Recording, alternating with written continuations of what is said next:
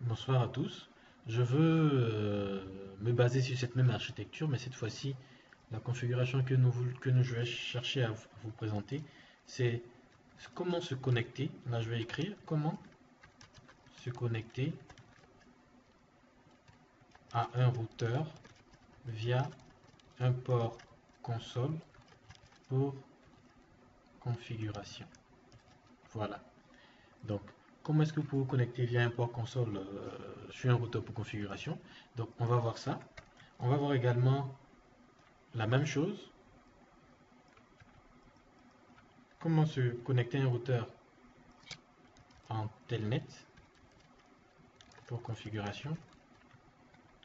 Et en dernier élément, comment sécuriser l'accès console et telnet. Voilà, je pense que ça devrait être très rapide. Donc je vais me baser sur une architecture existante que j'ai déjà utilisée tout à l'heure. Et je vais vous présenter un peu sur le routeur. Vous pouvez voir ici, physiquement. Je vais faire un zoom. Vous avez un port console et le port console est un port qui est dédié pour la configuration du routeur. Voilà. Donc, pour ce faire, vous prenez un câble console ici que vous connectez à la machine et que vous connectez à votre routeur. Voilà. Vous venez sur la machine en ouvrant Hyperterminal, normalement sur un poste Windows. Vous faites OK. Et puis, vous voyez, vous pouvez accéder au routeur. Le configurer, faire tout ce que vous voulez. Vous pouvez voir tout ce que vous voulez. Voilà. Donc ça, c'est normalement la configuration basique pour se connecter à un routeur via le port console. Supposez à un seul instant que vous souhaitiez vous connecter à ce routeur-là en telnet. Donc, c'est-à-dire par exemple, depuis le réseau, vous souhaitez accéder à ce routeur, donc la 10.0.0.1 ou même la 192.168.1.254. Vous pouvez accéder en telnet à toutes les interfaces du routeur. Si vous essayez, ça ne marchera pas. Essayons, on va voir telnet 10.0.0.1. Il vous dit trying 10.0.0.1 open. En fait, on ne peut pas se connecter à un routeur en mode telnet si vous n'avez pas défini de mot de passe pour la connexion telnet. Et en plus de cela, si vous n'avez pas défini un mot de passe pour pouvoir se connecter en mode privilégié sur le routeur. Donc, c'est-à-dire quand vous tapez la commande enable, on doit vous demander un mot de passe avant que vous ne puissiez vous connecter en mode telnet. Voilà. Donc, on va essayer de faire les configurations. Donc, vous voyez, je vous ai déjà montré comment on se connecte en port console. Donc, ça, on peut dire devant ici, c'est OK. C'est juste de mettre un câble. Pour vous connecter à un routeur en telnet, il faut configurer le telnet. On va configurer. Donc, je me connecte en console pour accéder au routeur pour le configurer, pour configurer le telnet. On va faire configure terminal, ce sont juste les commandes.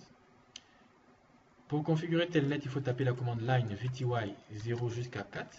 En fait, cette ligne veut dire configurer telnet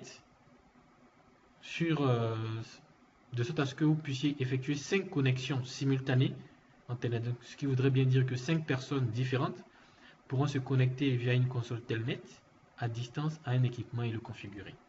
Si je réduisais, en fait, ça allait seulement que 4. Donc de 0, 1, 2, 3, ça fait 4 connexions. Si je réduis comme ça va faire 0, 1. Donc 2 connexions possibles. Donc si je fais 0, 4, parce que je crois par défaut sur les routeurs, vous avez une possibilité de 5 connexions simultanées. Voilà. Donc je fais line VTY 04. Ici, on va taper password. On va mettre par exemple Prince. Et puis on va mettre la commande login. En mettant login, c'est pour dire, pour qu'un utilisateur se connecte, il faut lui demander le mot de passe. Voilà. Une fois qu'on a fait ça, normalement c'est bon. Il me faudrait un autre mot de passe pour permettre à l'utilisateur de se connecter. Mais déjà avec ça, vous allez voir ce que ça donne quand on tente de se connecter via Telnet à partir d'un PC. Donc je reviens sur ce PC. Et la même commande, je la sors et je tente de me connecter. Vous voyez, on me demande mot de passe. J'ai mis Prince, je tape Prince. On me dit Abidjan et je vais essayer de faire Enable. On me dit No Password Set pour passer en mode Enable. Le mode Enable, c'est le mode privilégié qui donne la possibilité à un utilisateur d'avoir la main pour faire tout autre type de configuration. Donc, je n'ai pas mis défini de mot de passe Enable. Donc, je reviens sur mon routeur. Non, je vais me connecter via le console. Voilà. Je reviens sur mon routeur. Et je vais dire Enable password pour dire définir un mot de passe pour dès qu'un utilisateur tente de se connecter en tapant la commande Enable password. Et là, je vais mettre par exemple Cisco. Une fois que ça c'est fait, je peux revenir ici. Quand je tape Enable, on me demande d'entrer le mot de passe. Je rentre Cisco. Voilà. Donc j'ai la possibilité de me connecter maintenant. Donc voilà un peu tout simplement comment est-ce que je peux me connecter en sécurisant la console Telnet. Et ça me permet déjà même de venir ici sur cet ordinateur. Si je me connecte aussi également en Telnet, je vais faire Telnet 10.0.0.1. Il me demande le mot de passe, je mets Prince. Enable, mot de passe Enable, c'est Cisco. Voilà, je me connecte et je peux configurer un Telnet. Donc avec Telnet, partout où vous êtes, vous pouvez vous connecter à un routeur pour le configurer. Avec le câble console, il faut être proche du routeur pour le configurer. Donc c'est l'avantage du Telnet par rapport au câble console. Cependant, nous n'avons pas sécurisé la connexion console, ce qui veut dire que si je viens ici, que je fais terminal, je me connecte directement.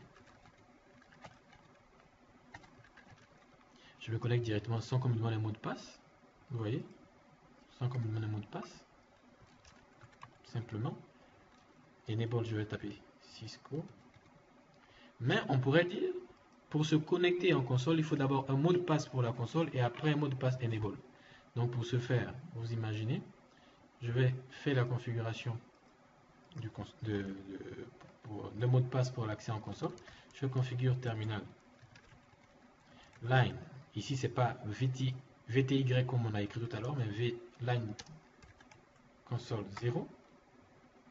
Parce qu'il n'y a qu'une seule console. Je mets password. Je vais mettre Prince 2 par exemple. Et puis je mets login. Une fois que ça c'est fait, imaginez-vous, je vais me connecter en console. Donc je fais terminal. Quand je me déconnecte carrément, quand je vais me connecter, on me demande mot de passe. Je vais taper Prince 2. J'accepte. Et là maintenant je tape Cisco. J'accepte. Voilà. Donc c'est une configuration simple. Je pense que si vous avez des questions, vous pouvez toujours les poser. Je serai prêt à vous répondre et très heureux de vous répondre. N'hésitez pas également de laisser vos commentaires. Merci.